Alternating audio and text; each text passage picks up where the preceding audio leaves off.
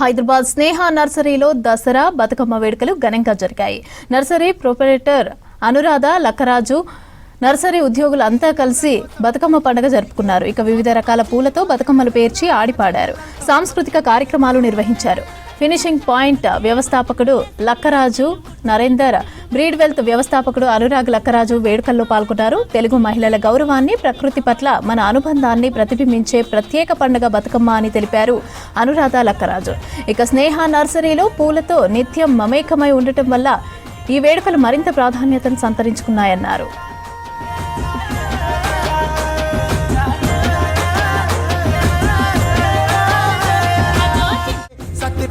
సకినాలు చూస్తే నోటి నిండా ఊరిల్లూరే, పొద్దు పొద్దున్నే తమ్ముళ్ళు లేచి పూల కోసం బయలెల్లి ఉరికే, శాపపరిచి వాకిళ్ళలోన చెల్లెళ్ళంతా బతుకమ్మ పేర్చే.